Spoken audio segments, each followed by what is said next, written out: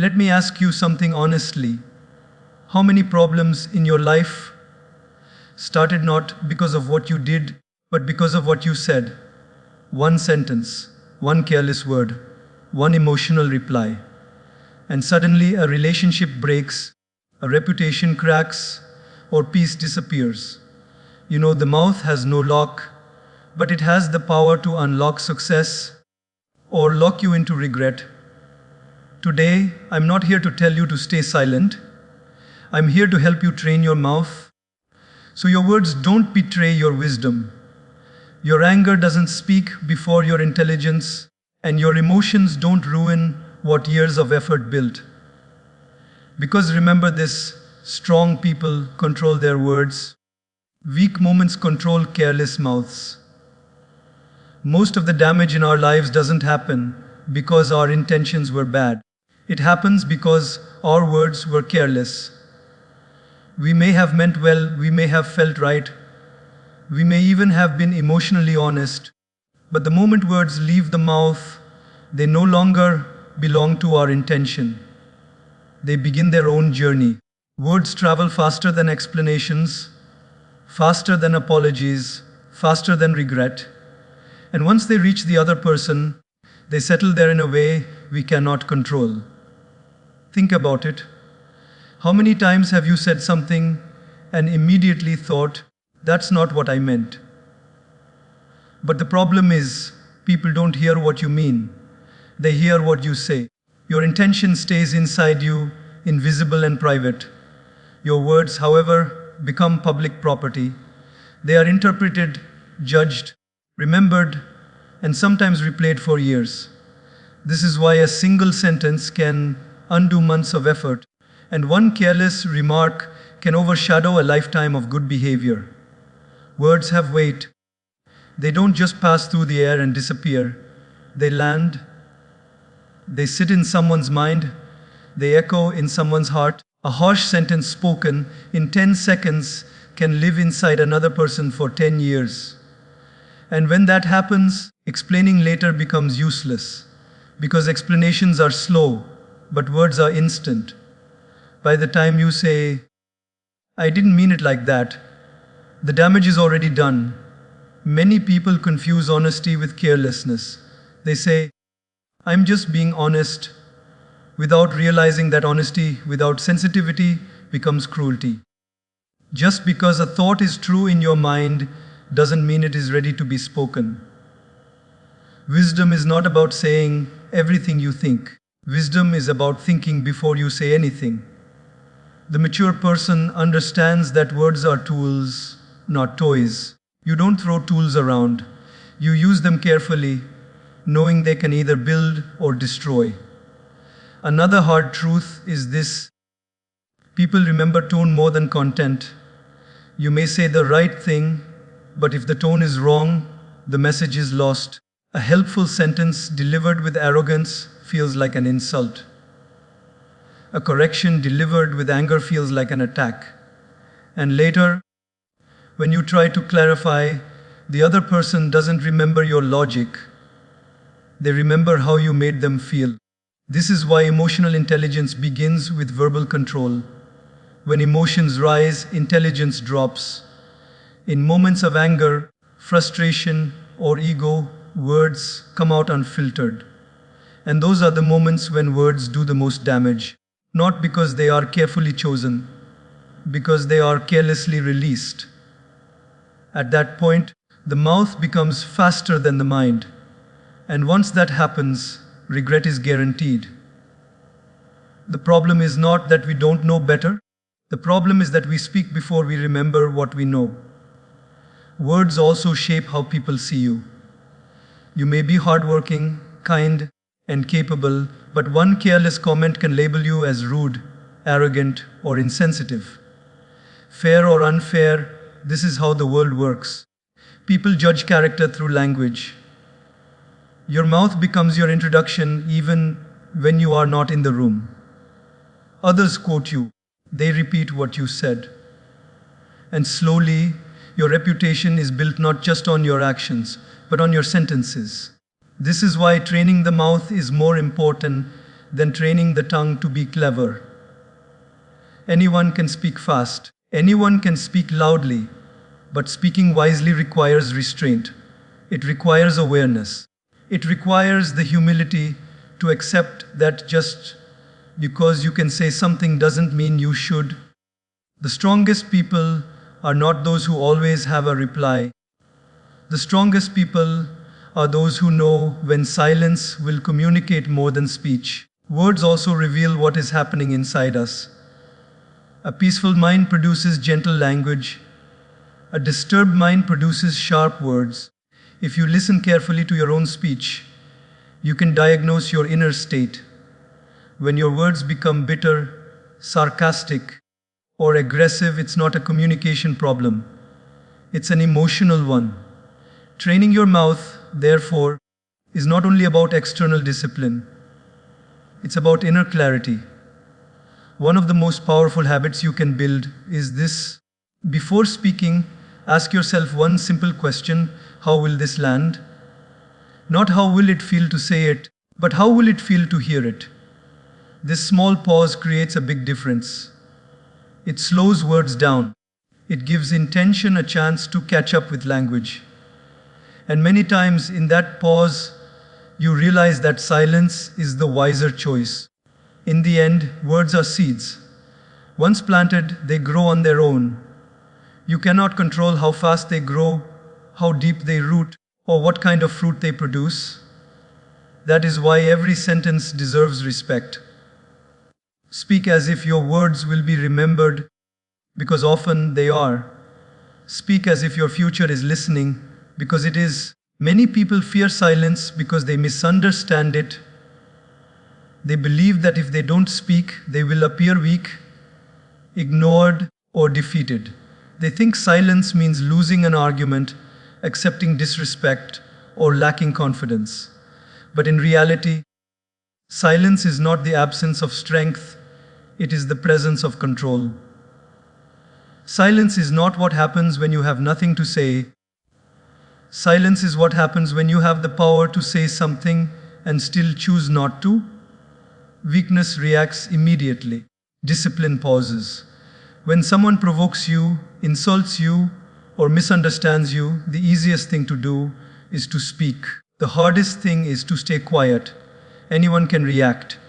Very few can restrain themselves. And that restraint is not accidental. It is trained. Just like muscles grow when you resist weight, inner strength grows when you resist unnecessary speech. Silence protects your dignity. The moment you start explaining yourself to people who are committed to misunderstanding you, you lose power. Not every accusation deserves a response. Not every opinion needs correction. Not every battle is worth fighting. Silence allows you to step back and ask, is this conversation adding value to my life or stealing peace from it? Often, silence is the decision to value peace over pride. There is also a deep confidence hidden inside silence. People who are unsure of themselves feel the need to justify everything. They talk excessively to prove their worth. But people who are secure don't rush to defend their image. They know that character doesn't need loud announcements. When you are comfortable with who you are, silence becomes natural. You don't panic when misunderstood because you trust time, consistency, and actions to speak on your behalf. Silence also prevents regret. Many of the sentences we wish we could take back were spoken too quickly. Words released in emotion cannot be retrieved. Silence, on the other hand, gives emotions time to settle. It creates a buffer between feeling and speaking. In that space, wisdom has a chance to enter. Often, what felt urgent to say in the moment feels unnecessary after a few minutes of silence. There is power in not giving immediate access to your thoughts. When you speak everything you think, you give people control over your emotional state. Silence keeps your inner world protected. It allows you to observe instead of engage, to understand instead of attack. Through silence, you gain information. You notice patterns. You see intentions. And with that awareness, when you finally do speak, your words carry weight. Silence is also a form of self-respect. It tells the world that your energy is valuable, that not everyone deserves your reaction, that your peace is not cheap. When you respond to every comment, every provocation, every criticism, you allow others to decide how you feel. Silence takes that power back. It says, I choose where my attention goes. Many conflicts escalate not because the issue is big, but because words keep feeding the fire.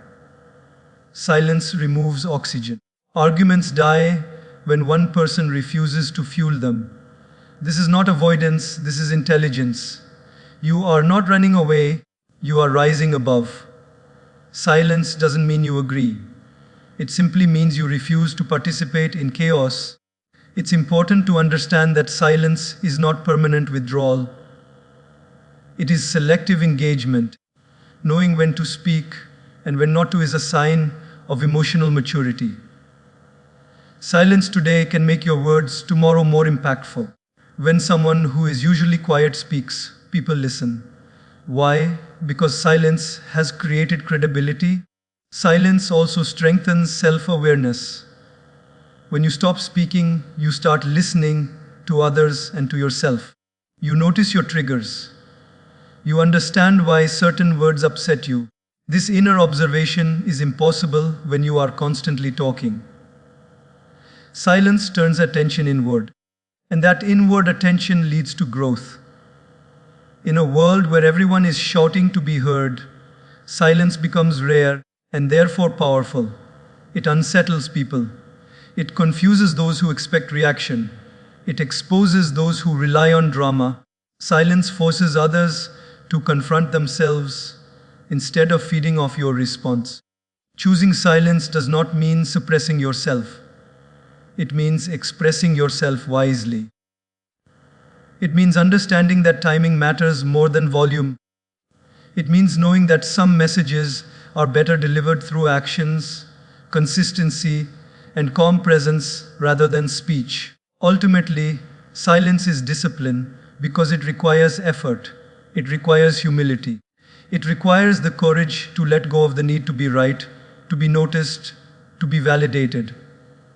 And when you master silence, you don't lose your voice, you refine it. Your words become fewer, calmer, and more meaningful. And when you finally speak, your silence will have already said half of what needed to be heard. Most people don't realize that emotion, when it takes control of speech, becomes a terrible communicator. Emotion feels powerful inside us, so we assume it will sound powerful outside as well. But the truth is, emotion doesn't know how to explain, it only knows how to express. And expression without understanding creates confusion, conflict, and damage. When emotion becomes the speaker, logic leaves the room and wisdom follows soon after. In emotional moments, the goal is not to be correct, the goal is to release pressure. Anger wants relief, hurt wants validation, ego wants dominance. None of these care about clarity.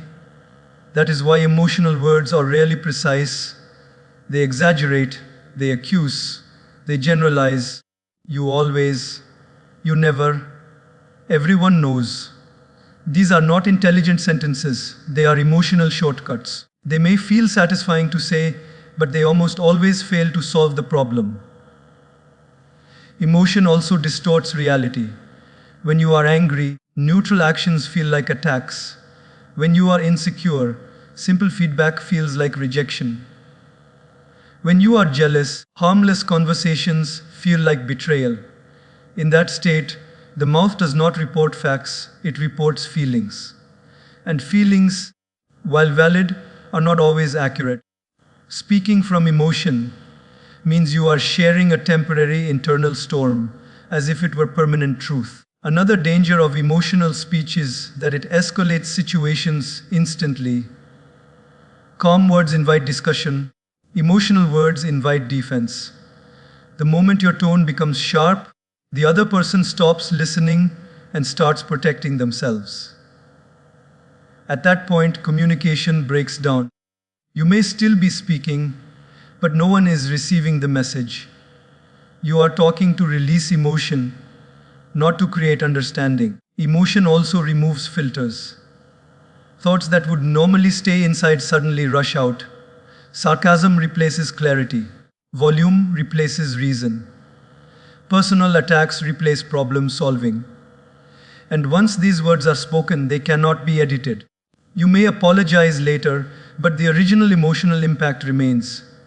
People forgive, but they rarely forget how you made them feel in an emotional moment. Many people believe that speaking from the heart is always good. But a heart without calm is not a guide, it is a reactor. A calm mind speaks from understanding, an emotional mind speaks from impulse. This is why the same person can say something wise in the morning and something destructive in the evening. The difference is not intelligence, it is emotional state. Emotion also turns conversations into competitions. When emotions rise, the focus shifts from solving the issue to winning the argument. Listening disappears. Interrupting increases. The mouth tries to dominate instead of communicate. At that stage, even silence from the other person feels threatening because emotion interprets everything as opposition. One of the most important skills in life is learning to delay speech when emotions are high. This delay is not suppression, it is regulation. It allows the emotional wave to pass so that reason can return. Strong people don't deny emotion, they manage it. They feel deeply, but they speak carefully. They understand that not every feeling deserves immediate verbal expression. Emotion is useful as a signal, not as a speaker. It tells you that something matters, that a boundary has been crossed, that a value has been challenged. But once the signal is received, the mouth should wait for the mind to take over. When emotion speaks directly, it often says things that the mind later has to clean up. There is also a long-term cost to emotional speech. People start to walk on eggshells around you. They become cautious. They hold back honesty.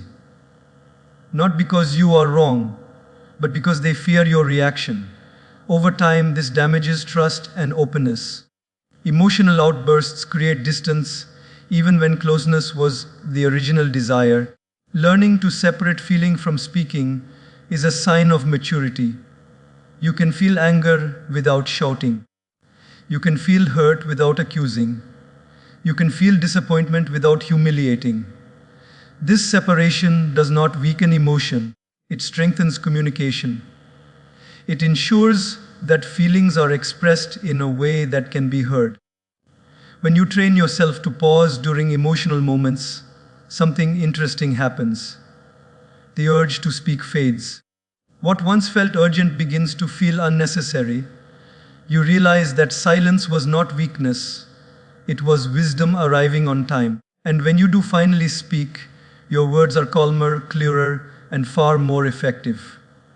Emotion is powerful, but power without control is dangerous. Just like fire, emotion can warm or burn. When you let it speak freely, it burns bridges. When you contain it and channel it wisely, it fuels understanding. The choice is not between emotion and logic. The choice is whether emotion will lead or whether it will be guided. In the end, your words should reflect your values, not your momentary moods. Feel everything, but say only what you can stand by when the emotion has passed. Because emotions are temporary, but the impact of words can be permanent. Most people underestimate the power of a pause. They believe that if they don't respond immediately, they are losing control of the conversation. In reality, the pause is where control begins. A pause is not empty space, it is a moment of intelligence stepping in. It is the brief gap that allows thought to catch up with emotion, wisdom to catch up with impulse, and intention to catch up with words. Human beings are wired to respond quickly. When someone says something uncomfortable, the body reacts before the mind has time to evaluate. The heart rate changes, the breath becomes shallow, and the mouth prepares to defend. In that moment, speaking feels urgent. But urgency is not clarity. Urgency is often fear in disguise, fear of being misunderstood, disrespected, or defeated. The pause interrupts this automatic reaction and returns choice to your hands. 1 second of pause can prevent years of regret. This may sound dramatic, but it is deeply true. Many broken relationships, lost opportunities, and damaged reputations can be traced back to a single unpaused sentence. A sentence that came out too fast. A sentence that felt right in the moment, but wrong forever after. The pause is the small gate that decides whether words will become weapons or tools. Pausing does not mean suppressing yourself. It means refining your response. It means giving yourself time to choose words that reflect who you want to be, not how you feel right now. When you pause, you are silently asking yourself important questions. What is really happening here? What is the outcome I want? Will these words help or harm? Without the pause, these questions never get asked. The pause also changes the energy of a conversation. When you stop for a moment, instead of reacting instantly, the other person notices. The tension shifts. The pace slows. Often, the other person also becomes more thoughtful. Pausing has a calming effect, not just on you, but on the entire interaction. It signals confidence. It shows that you are not being dragged by emotion. Many people speak quickly because they are afraid of silence. Silence feels awkward, so they fill it with words. But silence, when used intentionally, is powerful. A brief pause can communicate seriousness, maturity, and self-respect. It tells others that your words are considered, not careless, that you speak by choice, not by compulsion. Pausing also protects you from saying things you don't fully mean. Emotions push extreme language. Always, never, everyone. These words come out when there is no pause. When you pause, language becomes precise. You replace exaggeration with accuracy. You replace accusation with explanation. The message becomes clearer, and the chance of being misunderstood decreases. Another benefit of pausing is that it allows you to listen better. Often, while someone else is speaking, we are already preparing our reply. We are not listening, we are rehearsing. A pause breaks this habit. It allows you to actually absorb what was said. And many times, when you truly listen, you realize that the situation is not as threatening as it first appeared. Pausing also builds emotional resilience. It trains your nervous system to tolerate discomfort without reacting. This is a powerful life skill. When you can sit with an uncomfortable feeling without immediately speaking, you gain inner stability. You are no longer controlled by every emotional wave. You become grounded. And grounded people communicate better.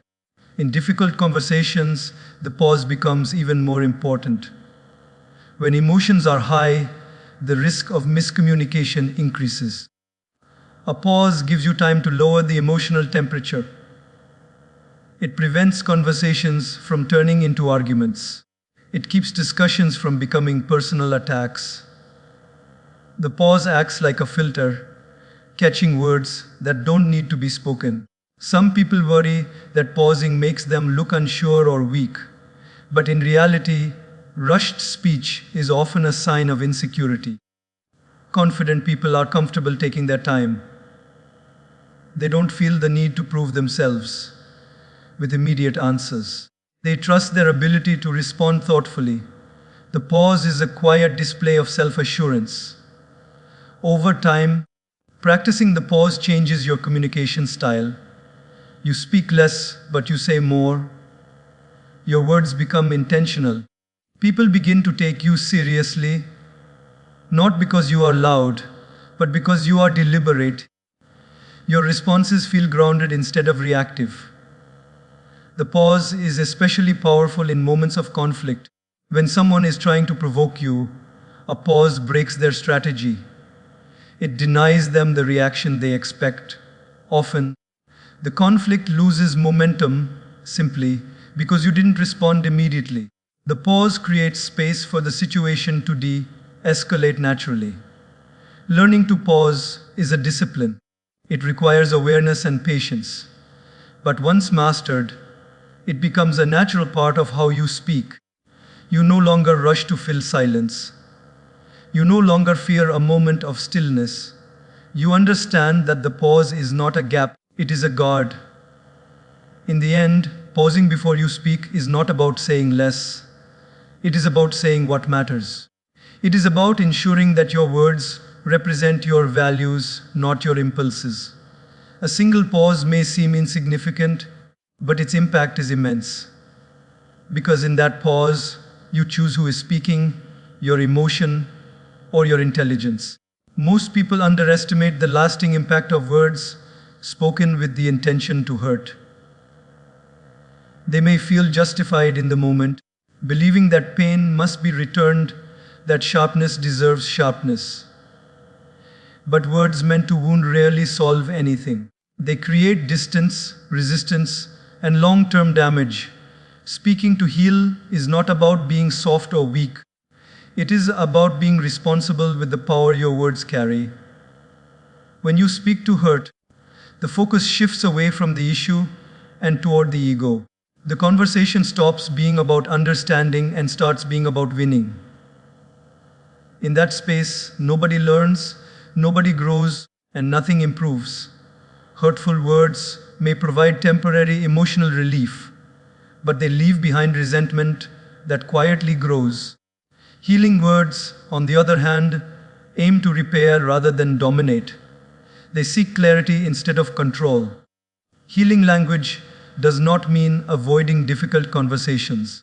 It means choosing words that address the problem without attacking the person.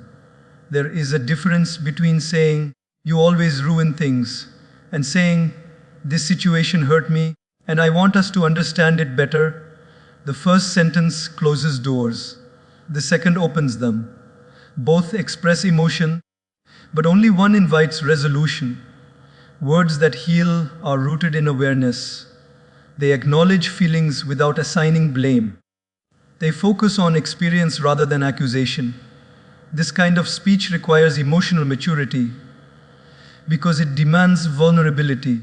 It is easier to attack than to explain how something affected you. Yet explanation leads to connection, while attack leads to isolation. When your intention is to heal, your tone naturally softens. You speak slower. You listen more. You leave space for the other person to respond. Healing words create safety. They allow others to lower their defenses and engage honestly. Hurtful words, by contrast, trigger protection.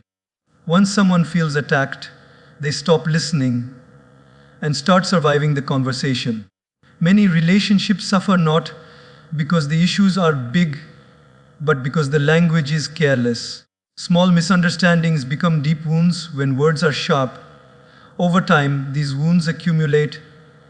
Trust erodes, emotional distance grows. Speaking to heal prevents this buildup. It addresses problems early, gently, and clearly. Healing speech also requires knowing when to delay words. Sometimes the most healing choice is not to speak immediately. When emotions are high, even well-intentioned words can come out wrong. Waiting until calm returns ensures that what you say will help rather than harm. Silence, in this context, becomes part of healing. Another important aspect of healing language is empathy. When you try to understand before being understood, your words change. You stop speaking from judgment and start speaking from curiosity. "Help me understand" is far more powerful than "you are wrong." Empathy transforms conversations from confrontations into collaborations. Speaking to heal also means being honest without being brutal. Truth does not require cruelty. You can be direct and still be kind. You can set boundaries without humiliating. You can disagree without disrespecting. Healing words balance honesty with compassion. They don't hide reality, but they deliver it in a way that can be received. People often remember not the exact words, but the intention behind them. When your intention is healing, even imperfect words are forgiven. When your intention is to hurt, even accurate words leave scars. This is why intention matters more than clever phrasing. The heart behind the speech shapes its impact. Healing language also strengthens your own character. When you choose to speak with care, you train yourself to respond thoughtfully rather than react impulsively. This builds inner calm and self-respect. You no longer walk away from conversations regretting what you said. You leave knowing that you acted in alignment with your values. There is also a quiet power in refusing to use words as weapons.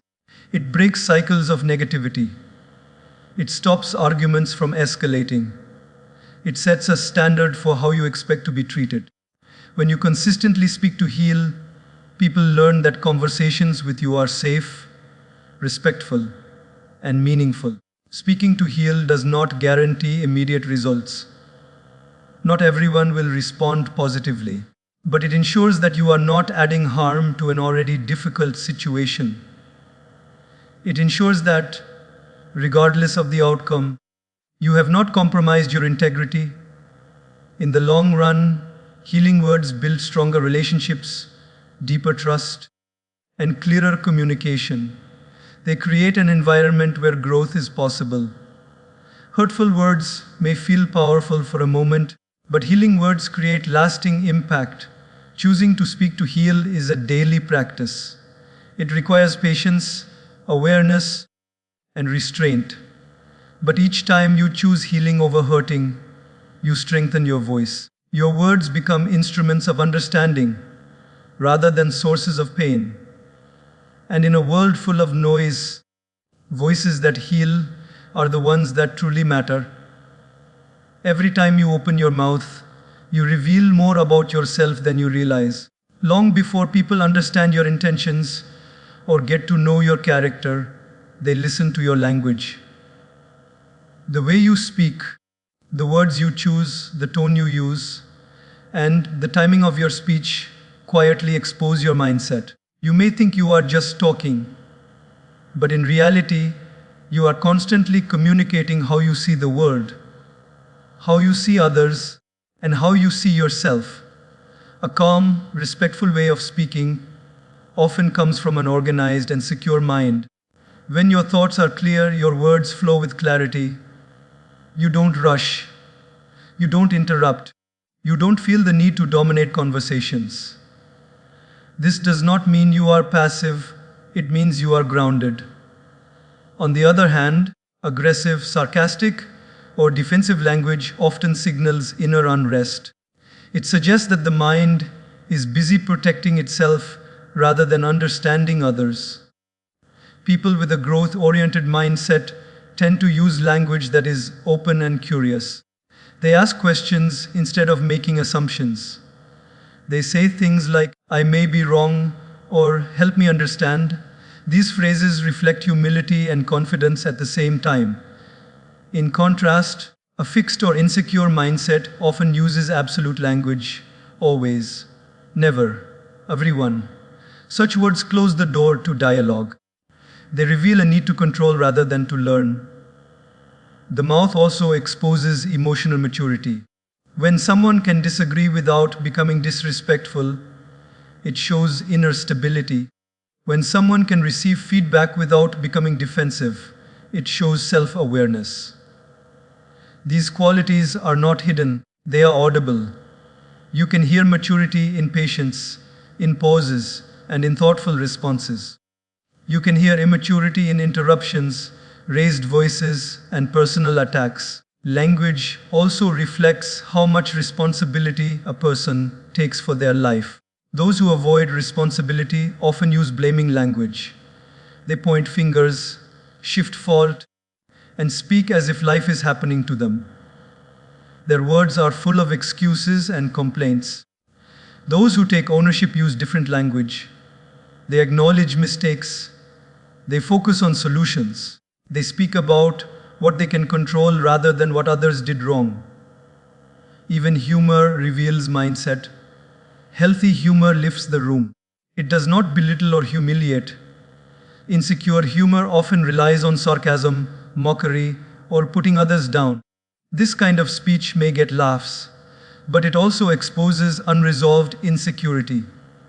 The mouth cannot hide what the mind hasn't healed. Your language also shapes how people treat you. When you speak with respect, calmness, and clarity, others naturally respond with the same. When your words are chaotic, aggressive, or careless, people either push back or pull away. Over time, your communication style becomes your social identity. People know what to expect from you based on how you speak. One of the most powerful realizations is that you can change your mindset by changing your language. The relationship works both ways. Just as your thoughts influence your words also influence your thoughts. When you intentionally choose calmer, more respectful language, your inner state begins to shift. Speaking kindly, even when you don't feel calm, slowly trains the mind toward calmness. Listening to yourself speak is a powerful form of self-awareness. Pay attention to your tone when you are stressed. Notice the words you use when things don't go your way. These moments reveal your inner patterns. Instead of judging yourself, observe. Awareness is the first step to growth. Once you hear your own mindset in your speech, you gain the ability to refine it. People often try to impress through vocabulary or volume, but true impact comes from authenticity and clarity. A centered mindset doesn't need fancy words. It communicates simply and effectively. Such speech carries confidence without arrogance. It does not rush to prove itself. It trusts that its value will be felt. Your mouth also reveals how you handle power. When someone speaks down to others, interrupts frequently, or dismisses opinions, it shows insecurity masked as authority. True strength speaks with inclusion. It listens. It acknowledges. It invites contribution. These habits reflect inner confidence, not weakness. Over time, people may forget your achievements, but they remember how you spoke to them. They remember whether they felt respected or diminished. Your words become emotional memories in other people's minds. These memories are shaped not by what you intended, but by how your language made them feel. Training your mouth, therefore, is not just about better communication. It is about inner alignment. It is about making sure that your words reflect the person you want to be. When your language and your values match, your presence becomes powerful. You don't need to demand respect. Your words naturally earn it. In the end, your mouth is like a mirror. It reflects your inner world to the outer one. If you want to know where your mindset truly stands, listen carefully to how you speak. When you are tired, challenged, or disagreed with, that is where the truth shows up. And that truth, once recognized, becomes the starting point for real change.